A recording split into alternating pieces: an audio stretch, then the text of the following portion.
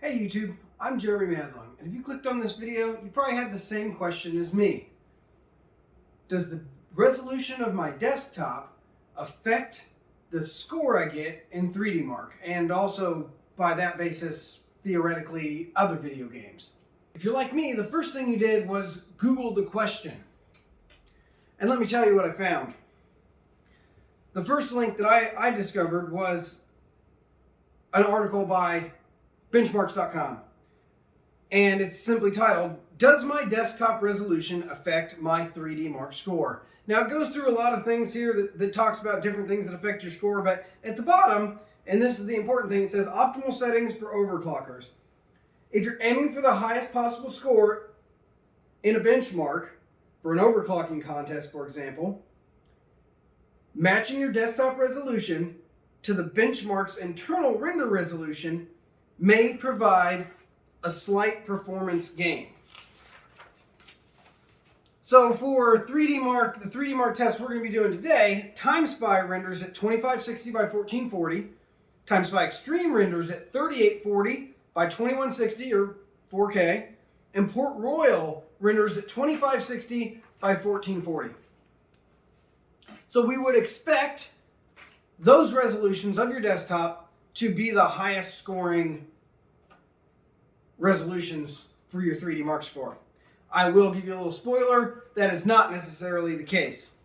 The next thing I found was a comment on Steam, which claims to be from a developer, UL Jarnis, for the 3dmark app, and he says, internally, the tests always run at the same resolution. However, depending on the exact configuration, scaling it up to a very high resolution, 4K and higher, can introduce extra overhead and reduce frames. Most high-end systems can handle it without any meaningful difference, but slower GPUs and multi-GPU systems, due to SLI overhead for transmitting complete frames card to card, we're not doing any type of SLI, so that doesn't make any difference, can show a difference in score. If there is a difference, it generally implies that you have a video memory bandwidth bottleneck or bus bandwidth bottleneck. Your GPU could do more, but other parts of the system are holding it back, such as a high resolution. We always recommend running at the same desktop resolution as the test internal resolution if you are intending to go for the highest possible score. So this sounds, at the end here, gives us the same indication as the benchmarks.com article, which indicates that the same internal resolution should be the highest possible score to get the highest possible score. But it does here give us some interesting information saying that higher resolutions could adversely affect your score. The last thing I found was on the LTT forum, and it claims to be a senior moderator, Glenn Wing, and he indicated benchmarks depend on the render resolution of the test, not the resolution of whatever monitor you happen to be watching on. The monitor will not affect the benchmark results if the benchmarks are run at the same settings. It would be like running a game at 1080p on a 1080p monitor versus setting a game to 1080p while using a 1440p monitor. It will not affect the performance. Now, I'm not sure this really answers the question completely, because he doesn't seem to understand that we're running the desktop at a different resolution than we're running the game or the settings for the benchmark. But those are the three top articles when you just Google this. Those are the three things that come up when you ask the question, does my desktop resolution affect my 3dmark score? Now let's talk a little bit about testing methodology and the test system. So first off, we're going to talk about the test system here. What we have here is an Asrock Tiachi X570 motherboard with a Ryzen 9 3950X slotted in. The CPU settings, I am using Precision Boost Overdrive, and I have the limit set as shown. I am going ahead and adding 15 millivolts to the core in offset and reducing the voltage of the SoC ever so slightly. And you can see I'm using load line calibration of setting 5 for the CPU, which is the lowest load line calibration, which will result in a voltage drop off under load. And the highest load line calibration for the SoC. And then I am running 64 gigabytes of Corsair's DDR4 RGB at 3200 megatransfers and custom timings, which you can see here. For the graphics card in this system, we have an Asrock Tiachi AMD Radeon 6800 XT. This is a 16 gigabyte graphics card. And as you can see, we've applied several settings. SAM is on. I have allowed the fans to run up to 80%. I've increased the power limit to the maximum it lets you, which is 15%. I have increased the core frequency target to 2550 and let the voltage be at the maximum that it allows.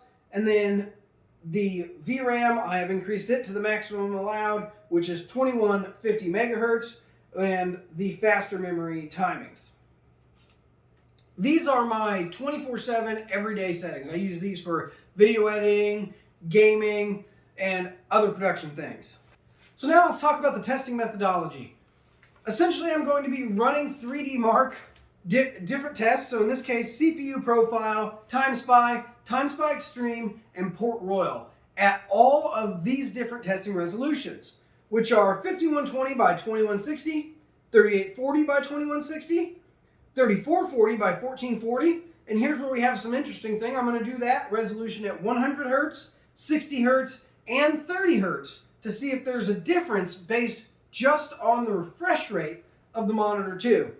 We're going to do it at 2560 by 1440, 1920 by 1080, and 1280 by 720, or 4K ultra wide, 4K, 1440 ultra wide, 1440, 1080p, and 720p.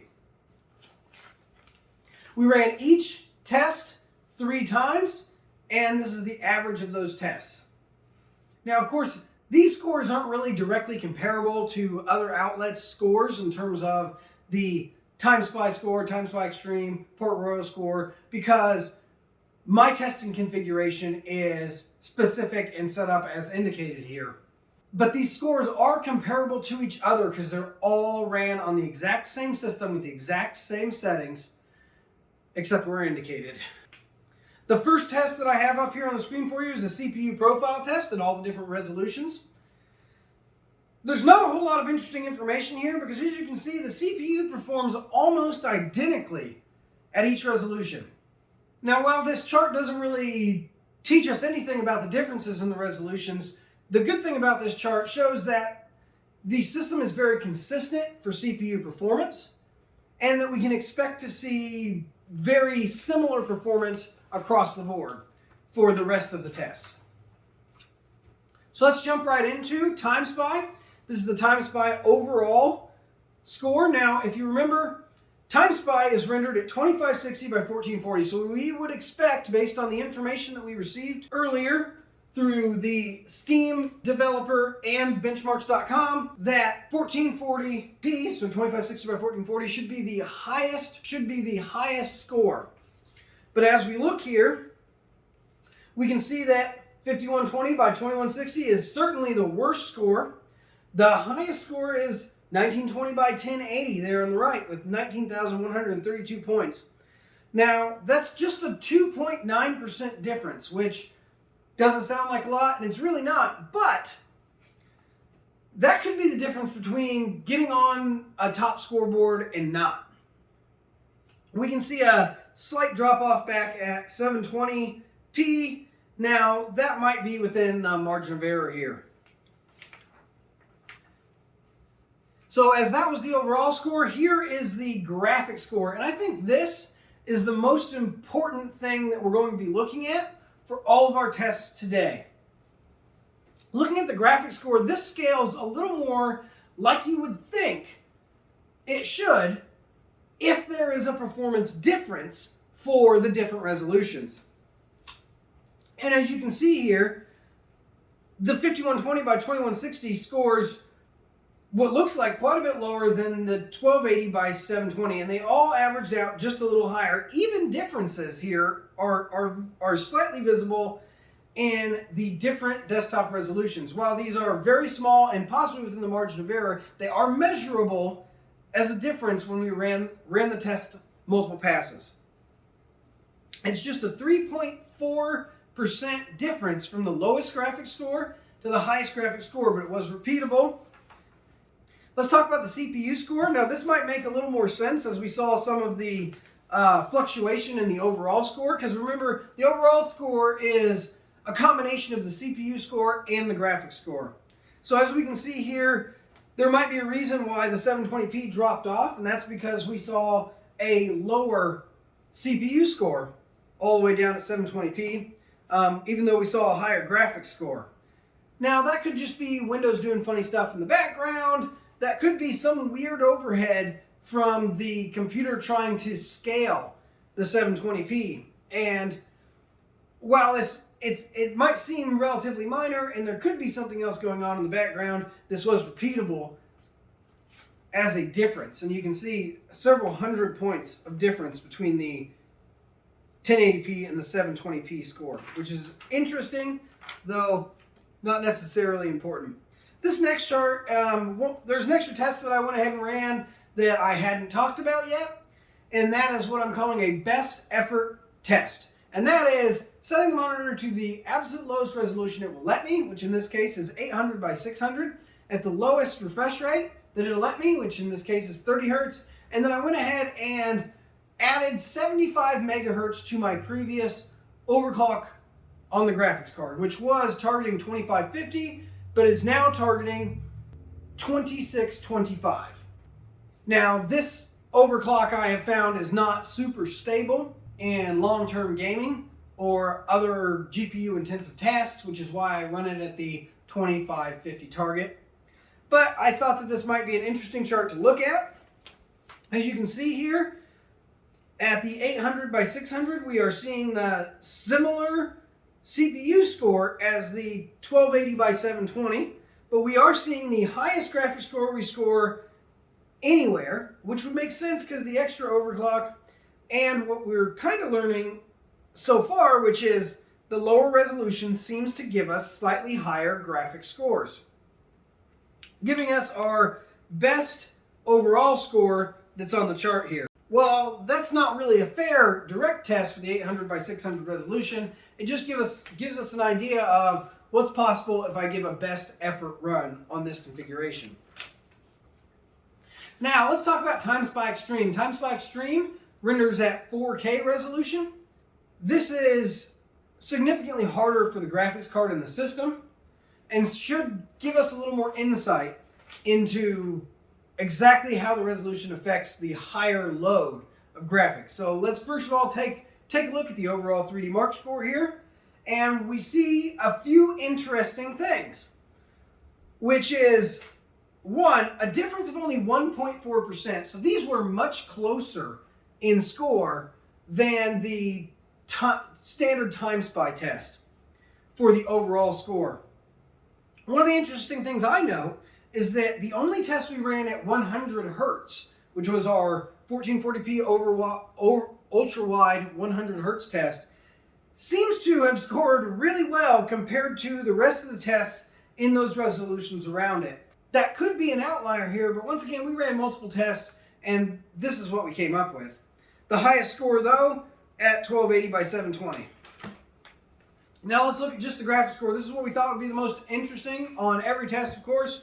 And as we can see here, we see the same trend as we saw in the overall score, which was that 1440p 100 hertz scored extremely high compared to the rest of the tests around it.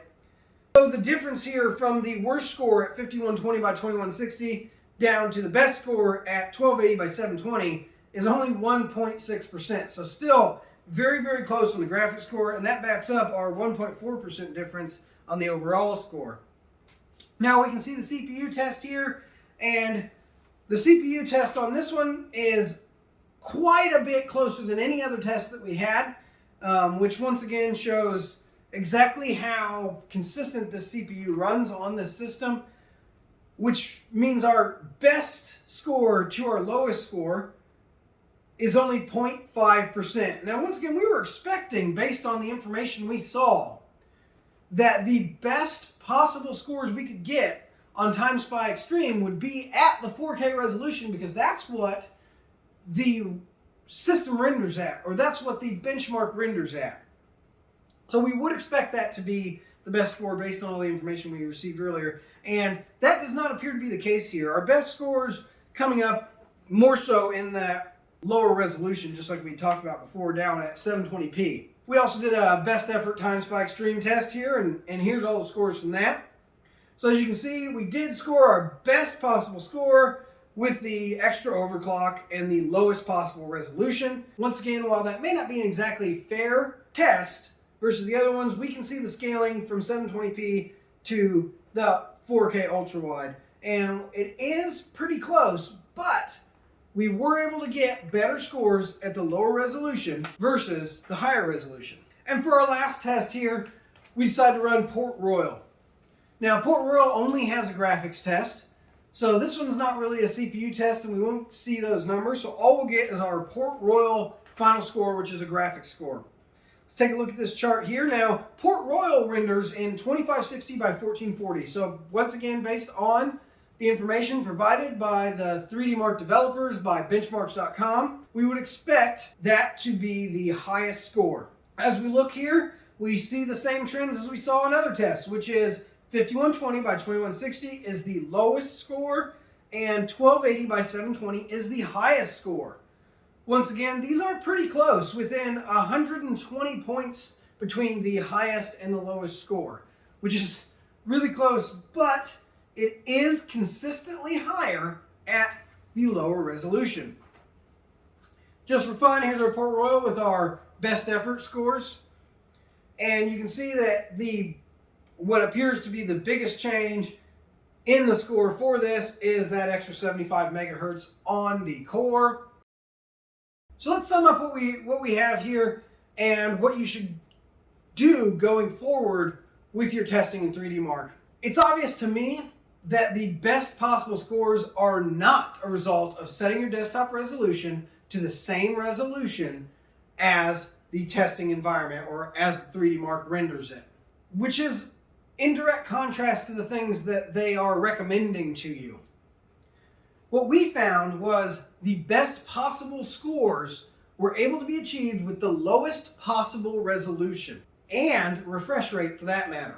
It did seem to make a difference, once again, looking back at the Timespy graphics score, that every bump down in resolution and the bumps down in frequency resulted in a slight performance increase on our average of 3 runs. To be honest, this is all a pretty small difference. We're talking less than 5% on any test that we ran. I think the largest we saw was 3.4%. So it is a very small amount. But when you're talking about 3dmark scores, maybe you're going for just that little extra. I know watching those overclocking streams where like Jay's 2 Cents and Gamers Nexus were trying to get the best overclock on those cards, they were fighting for sometimes just 100 points of overall score. And we saw with our testing here that just lowering that test resolution down from 1440p or 4K, depending on what the monitors were, all the way down to the lowest possible resolution, whether it's 720p or that 800 by 600, and rerunning the test, most likely would have netted them that extra 100 points and thus put them on top. And when we're talking about top scores and benchmarking for records, that's the type of stuff that people are trying to do. Or even if you're just trying to get a slightly higher score than your buddy, dropping that desktop resolution will certainly net you some amount of graphics score on the 3dmark tests, which should result in a slight increase to your overall score.